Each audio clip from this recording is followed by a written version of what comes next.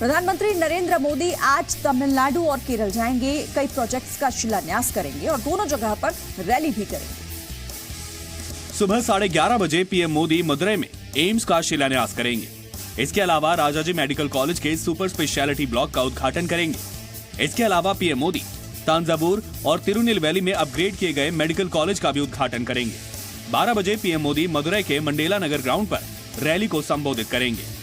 PM Modi इसके बाद केरल जाएंगे और दोपहर 2:30 बजे कोची रिफाइनरी के कई प्रोजेक्ट्स का शिलान्यास करेंगे। इसके अलावा इंडियन ऑयल कॉर्पोरेशन के इंटीग्रेटेड रिफाइनरी एक्सपेंशन कॉम्प्लेक्स का उद्घाटन करेंगे। शाम 4 बजे त्रिशूर के तेक्केनकाडु मैदान में रैली करेंगे। पीएम मोदी आज 2019 में पहली बार रेडियो पर मन की बात करेंगे। पीएम मोदी 52वीं बार आज मन की बात कार्यक्रम में देशवासियों से रेडियो के जरिए बात करेंगे। 26 जनवरी के बाद होने वाले आज के कार्यक्रम में पीएम मोदी गणतंत्र दिवस को लेकर अपने विचार रख सकते हैं। इसके अलावा लोगों से जुड़े मुद्दों पर भी पीएम मोदी बात कर सकते हैं। 23 दिसंबर को मन की बात कार्यक्रम में पीएम मोदी ने सरकार की 2018 की उपलब्धियों को देश के सामने रखा था। पीएम मोदी को बीते 4.5 साल में उपहारों को जो मिले हैं, आज उसकी नीलामी की जाएगी। आज और कल यानी 27 और 28 जनवरी को दोपहर 12 बजे से शाम 5 बजे तक का वक्त नीलामी के लिए तय किया गया है। इन उपहारों की नीलामी का मकसद इनसे मिलने वाले पैसों का इस्तेमाल जन कल्याण के कामों पर होगा। प्रधानमंत्री नरेंद्र मोदी को मिले 1900 उपहारों की नीलामी होगी। पेंटिंग, प्रतिमाएं, शॉल, पगड़ी, जैकेट और पारंपरिक वाद्य यंत्र शामिल हैं। उपहारों की नीलामी दिल्ली की national gallery of modern art में होगी। पाकिस्तान का एक प्रतिनिधिमंडल चिनाब नदी बेसिन का निरीक्षण करने के लिए भारत आ रहा है। ये प्रतिनिधिमंडल चिनाब नदी बेसिन का निरीक्षण करेगा। 28 जनवरी से 31 जनवरी तक बेसिन का मुआयना किया जाएगा, जिसमें पाकिस्तान के सिंधु आयुक्त सैयद मोहम्मद मेहर अली शाह और उनके 2 सलाहकार शामिल होंगे। सिंधु जल संधि के तहत दोनों देशों के आयुक्तों को 5 साल के अंतर पर सिंधु बेसिन और वहां के काम की जांच जरूरी है। संधि होने के बाद से अब तक दोनों देशों के आयुक्त 118 बार यहां का दौरा कर चुके हैं। पिछले 5 साल में अभी तक आयुक्तों का कोई दौरा नहीं हुआ है, जिसकी मियाद मार्च 2020 में खत्म हो रही है। पाकिस्तान के बाद भारत का प्रतिनिधिमंडल भी सिंधु बेसिन का दौरा करेगा, लेकिन तारीख अभी तय नहीं है। एक रिपोर्ट के मुताबिक भारत और पाकिस्तान में बढ़ रहा जल संकट दोनों देशों के बीच और तनाव पैदा कर सकता है। अमेरिकी मीडिया रिपोर्ट का दावा है कि भारत और पाकिस्तान में बढ़ रहा जल संकट युद्ध के कगार पर पहुंच सकता है। पाकिस्तान में पानी की भारी किल्लत है, भारत में भी ये दिक्कत आम है। पाकिस्तान सिंधु जल संधि मामले को संयुक्त राष्ट्र में उठा सकता है। भारत भी 2016 में उरी आतंकी हमले के बाद से ही सिंधु जल संधि की समीक्षा की बात करता रहा है। मैंने एक टास्क फोर्स बनाया है। ये इंडस वाटर ट्रीटी जो है, जिसमें हिंदुस्तान के हक का पानी है जो पाकिस्तान में बह जाता है, अब वो बूंद बूंद पानी रोक करके मैं पंजाब के, जम्मू कश्मीर के, हिंदुस्तान के किसानों के लिए वो पानी लाने के लिए प्रदर्शन करना। और जम्मू कश्मीर के सांबा में कल बीएसएफ ने सीमा पार करने की कोशिश में घुसपैठिए को पकड़ लिया। भारतीय सीमा में घुसाए घुसपैठिया चौकिन्ने बीएसएफ जवानों से नहीं बच सका। जवानों ने इस घुसपैठिए को देखते ही गोली मार दी, जिसकी वजह से घायल होकर वहीं गिर गया। इसकी पहचान फारूक पुत्र शौकत अली के तौर पर हुई है। ये शकरगढ़ पाकिस्तान का रहने वाला है। सांबा में प्राथमिक उपचार के बाद इसे जम्मू रेफर कर दिया गया। घुसपैठी के पैर और बाजू में गोली लगी है। गणतंत्र दिवस के मौके पर सुरक्षा बलों ने जम्मू कश्मीर में एक बड़ी आतंकी साजिश को नाकाम कर दिया। श्रीनगर के खानमो इलाके में कल आतंकियों की खबर मिलने के बाद सर्च ऑपरेशन शुरू हुआ। आतंकियों ने सुरक्षा बलों पर फायरिंग की। जवाबी कार्रवाई में 2 आतंकी मारे गए। 3 सुरक्षा बल के जवान भी घायल हुए हैं। आतंकियों के पास से 2 AK-47 और काफी मात्रा में गोला बारूद बरामद हुए हैं। There was specific intelligence. On the basis of that, this operation was launched, and as I said, 2 terrorists have been killed and arms ammunition have been recovered. गणतंत्र दिवस के मौके पर पाकिस्तान की नापाक हरकत सरहद पर भी दिखी। पुंछ में सीज फायर का उल्लंघन किया गया। कल सुबह करीब 11 बजे मनकोट सेक्टर में भारतीय सेना की चौकियों को निशाना बनाया गया। LOC से सटे गांव में मोर्टार दागे गए। भारतीय सेना ने पाकिस्तान को मुंह तोड़ जवाब दिया। पूर्व राष्ट्रपति प्रणब मुखर्जी ने खुद को भारत रत्न का सम्मान दिए जाने पर देश का आभार व्यक्त किया। प्रणब मुखर्जी ने कहा कि मैंने देश को जितना दिया उससे ज्यादा देश से मिला है। I always said, and I would like to repeat it, that in my public life I have received much more from the people, from this country than I have given to you. Pranab Mukherjee को सर्वोच्च नागरिक सम्मान दिए जाने पर उनकी बेटी शर्मिष्ठा मुखर्जी ने कहा कि उनके पिता की सम्मान की यात्रा काफी लंबी है। My father has started his journey from a very remote village of Bengal. There was no development, there was no roads, there was no electricity. He had to travel for 10 kilometers every day to go to his school. So from there to come to this an achievement of Bharat Ratna. So this has been a very long journey.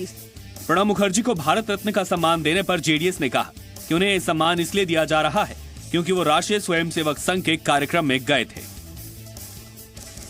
और मध्य प्रदेश सरकार की एक मंत्री ने कल पूरे देश को हैरान कर दिया। एक अहम मंत्रालय संभालने वाली महिला मंत्री हिंदी में लिखा हुआ एक भाषण नहीं पढ़ पाई। ग्वालियर में आयोजित गणतंत्र दिवस समारोह में मध्य प्रदेश की महिला बाल विकास मंत्री इमरती देवी हिंदी में भी अपना भाषण नहीं पढ़ पाई। मुश्किल से कुछ लाइन पढ़ने के बाद उन्होंने जिलाधिकारी को भाषण पढ़ने के लिए कहा।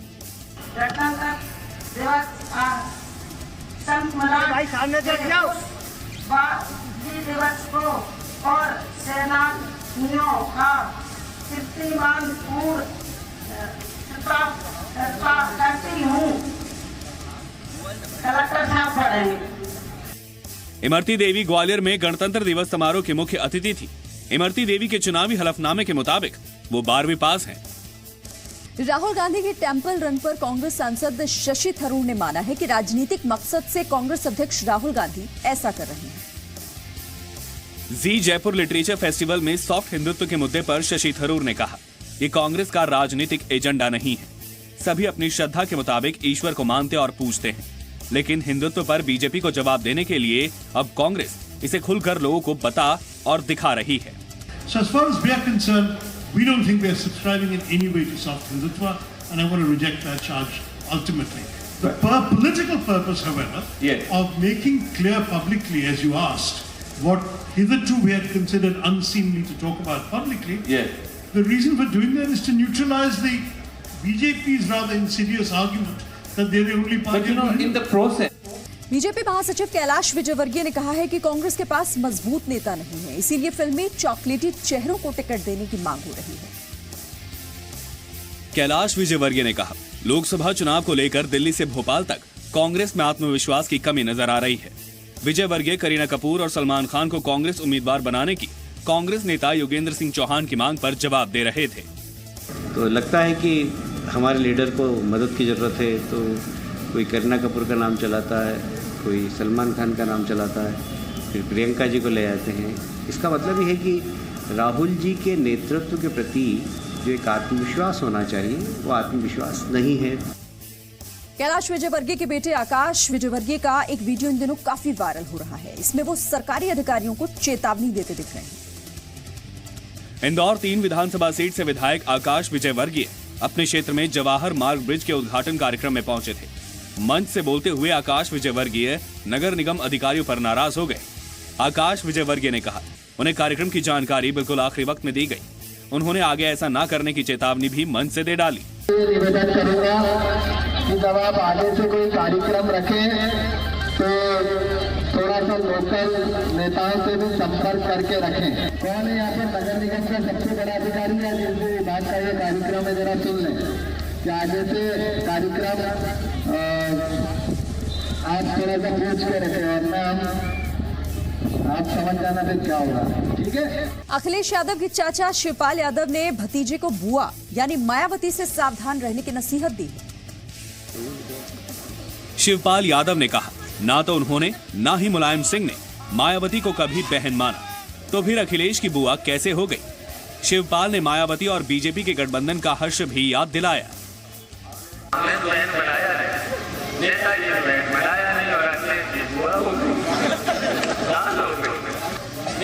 भारतीय जनता पार्टी से मिलकर के और नेताजी को धोखा दे करके भारतीय जनता पार्टी की सरकार बनाई।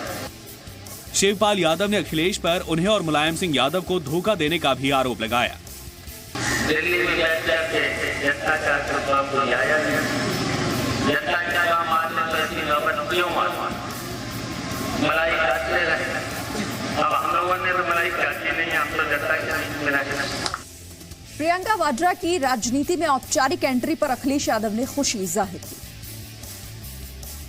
समाजवादी पार्टी के अध्यक्ष और यूपी के पूर्व मुख्यमंत्री अखिलेश यादव ने प्रियंका वाड्रा के सक्रिय राजनीति में आने का स्वागत किया है। अखिलेश ने कहा है कि राजनीति में जितने नए लोग आएंगे उससे खुशी होगी। प्रियंका की एंट्री पर अखिलेश ने कहा कि कांग्रेस ने एक अच्छा फैसला लिया है। अखिलेश यादव ने प्रियंका वाड्रा को शुभकामनाएं दी। राजनीति में जितने नए लोग आए हम समाजवादियों को उससे ज्यादा खुशी होगी। मैं मुबारकबाद आपके माध्यम से देना चाहता हूं कि कांग्रेस पार्टी और उनके राष्ट्रीय अध्यक्ष ने एक अच्छा फैसला लिया है। भविष्य में समाजवादी पार्टी और कांग्रेस के बीच दोस्ती के सवाल को अखिलेश टाल गए। भविष्य में क्या कोई संभावना बनेगी? राहुल जी ने कहा है कि वो आपको और मायावती दोनों लोग का सम्मान करते हैं। समाजवादी पार्टी की कोशिश होगी कि जिन लोगों ने संविधान की धज्जियां उड़ाई हैं, समाजवादी पार्टी और बहुजन समाज पार्टी मिलकर के आने वाले चुनाव में ऐसी ताकतों का मुकाबला करेंगे। ऑगस्टा वेस्टलैंड हेलीकॉप्टर घोटाले के आरोपी और वकील गौतम खेतान को अदालत ने 2 दिन की ईडी की कस्टडी में भेजा है। प्रवर्तन निदेशालय ने शुक्रवार की रात गौतम खेतान को काले धन और मनी लॉन्ड्रिंग के एक नए मामले में गिरफ्तार किया। हालांकि ईडी ने कोर्ट से 7 दिन की कस्टडी मांगी थी। ईडी की दलील थी कि इनकम टैक्स के छापे में खेतान के पास से 5,000 करोड़ रुपए के काले धन का पता चला था। विदेशों में भी खेतान के कई बैंक खाते हैं। ईडी ने संभावना भी जताई है कि ये रकम कहीं ज्यादा हो सकती है। ईडी ने गौतम खेतान के खिलाफ prevention of money laundering act के तहत नया केस दर्ज किया है। ईडी ने इसके लिए गौतम खेतान के खिलाफ दर्ज इनकम टैक्स के केस को आधार बनाया है। जम्मू और श्रीनगर बीते 6 दिनों से बंद है। दोनों तरफ लोग अभी भी फंसे हुए हैं। भारी बर्फबारी और लैंडस्लाइड की वजह से बंद हुए जम्मू श्रीनगर हाईवे को अभी भी खोला नहीं जा सका है। 6 दिन से लोग दोनों तरफ फंसे हुए हैं। हजारों की संख्या में ट्रक भी रास्ते पर ही खड़े हैं। अब लोगों ने मांग की है कि उन्हें एयरलिफ्ट कर वहां से निकाला जाए। मैं गवर्नर साहब से ये अपील करना चाहता हूं कि एयरलिफ्टिंग का इंतजाम करें।